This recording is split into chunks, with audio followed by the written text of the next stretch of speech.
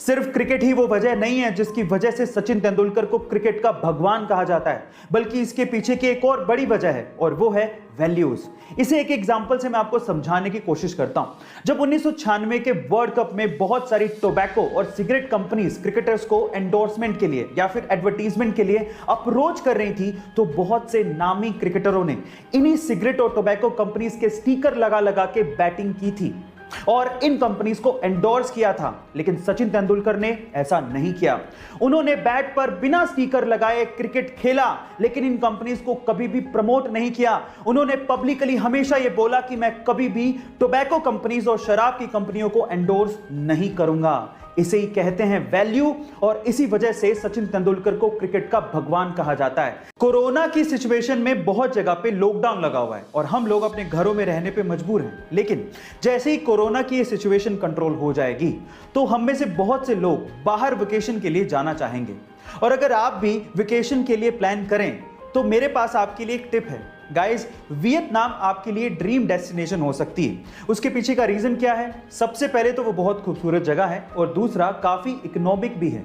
मैं आपकी जानकारी के लिए आपको बता दूं कि 100 इंडियन रुपीस लगभग 31,300 वियतनाम डोंग के बराबर है। अब आप लोग अंदाजा लगाइए कि वियतनाम की यात्रा आपके लिए कितनी सस्ती और अच्छी हो सकती है। एक बार बिल गेट्स ने किसी रेस्टोरेंट में खाना खाने के बाद खाना परोसने वाले वेटर को टिप के तौर पे $5 दिए, तो वो वेटर बिल गेट्स को बड़ी हैरानी से देखने लगा।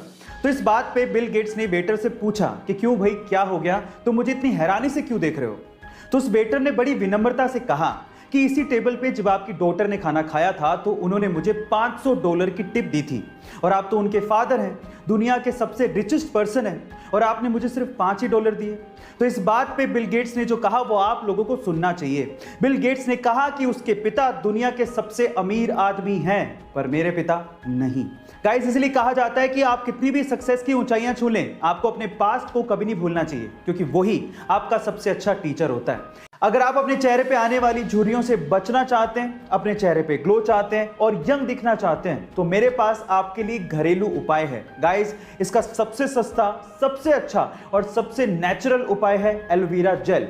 एलोवेरा जेल को आपको बाहर से भी खरीदने की जरूरत नहीं है। इसका पौधा आप घर पे ही लगा सकते हैं और उसके बाद एलोवेरा से एलोवेरा जेल भी आप घर पे ही निकाल सकते हैं। और अगर आप हर दिन 20 मिनट के लिए एलोवेरा जेल अपने चेहरे पे लगाएं और उसके बाद साफ पानी से अपने चेहरे को धो लें, और अगर आप ये रेगुलरली करते हैं, तो आपके चेहरे पे ग्लो आएगा और आपके चेहरे की चमक बढ़ेगी और आप युवा दिखने लगेंगे।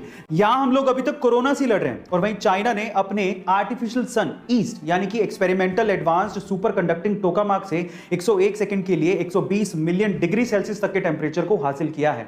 इसके पहले तक ये रिकॉर्ड साउथ कोरिया के नाम था, जिन्होंने 2020 में के स्टार के थ्रू मात्र 20 सेकंड के लिए 100 मिलियन डिग्री सेल्सियस तक के टेम्परेचर को हासिल किया था। इस एक्सपेरिमेंट में चाइना के आर्टिफिशियल सन ने एक समय में 20 सेकंड के लिए 160 मिलियन डिग्री सेल्सियस तक के आंकड़े को छू लिया था, जो कि सन के कोर टेम्परेचर से लगभग 10 गुना है। गाइस, ये आर्टिफिशियल सन न्यूक्लियर फ्यूजन पे काम करता है और ये चाइना के हिफई में है। गाइस, इस सन का इस्तेमाल क्लीन एनर्जी के लिए किया जाएगा। आपको इसके बारे में सुनकर कैसा लगा, चैट सेक्शन में जरूर लिखेगा, और ऐसे अमेजिंग वीडियोस के लिए शेयर, सब्सक्राइब एंड लाइक। मिलता है अगली वीडियो में।